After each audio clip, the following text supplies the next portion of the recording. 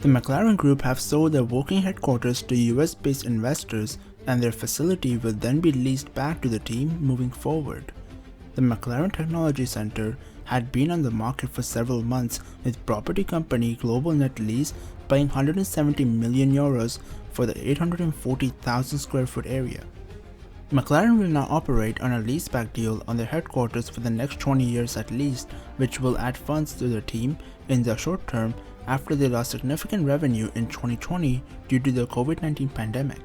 This news follows on from the team selling a 15% stake in its Formula 1 operation in December to American group MSP Sports Capital, which could rise to a 33% shareholding in the future as the team aimed to raise funds to compete at the very front of the field again. The McLaren Technology Center itself houses all of McLaren's racing, applied, and automotive divisions, and Ron Dennis commissioned its construction in the late 1990s before the team moved its operation there in 2004. On the track, their progress has continued this year as Norris has picked up a P3 and P4 finish from the first two races of the season, alongside the arrival of a proven front-running driver in Ricciardo. At Aston Martin, they are angry about the 2021 regulations. Low-ride cars would be hit much harder by the new regulations, while the FIA's new rules would play into the hands of teams like Red Bull Racing and AlphaTauri. Aston Martin claimed that the regulations for this season were not even unanimously approved and is therefore demanding clarification from the FIA. Mercedes is also affected by the 2021 regulations, and the German team saw its rival Red Bull closing in on them early this year. Aston Martin is even considering legal action. The investigation that Aston Martin has now launched is in any case supported by Mercedes. Mercedes did manage to put a competitive car on the grid, something Aston Martin failed to do this year. Lance Stroll and Sebastian Vettel are struggling to finish in the top 10, whereas last year they were guaranteed to do so. The rules have changed for safety reasons, and Mercedes has managed to come up with a good car. They should just make sure they get the same information from Mercedes. After all, this is a Mercedes, says Helmut Marko. Especially the floor requirements have changed in this season's regulations.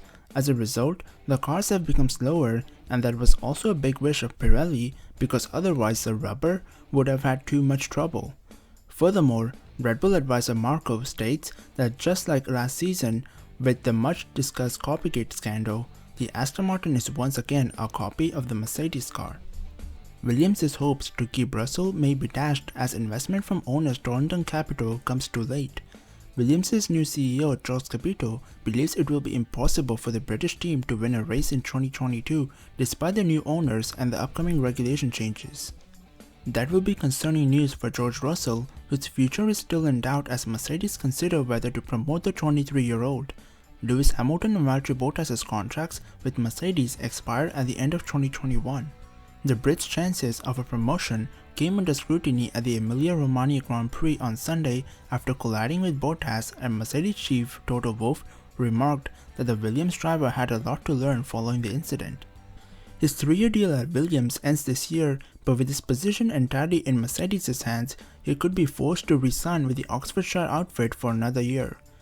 Unsurprisingly, Capito was full of praise for Russell, comparing him to 2007 world champion Kimi Räikkönen, who he gave his F1 debut as Sauber back in 2001. However, Williams' desire to keep him will have been dealt a huge blow as Capito revealed that the team would not be fighting it out with the likes of Mercedes and Red Bull next year, something that Russell will be eager to enjoy after several seasons at the back of the grid. And that's been it for this video. If you enjoyed this video, then make sure to leave a like and don't forget to subscribe. Apart from that, I hope you're an awesome day, and bye bye.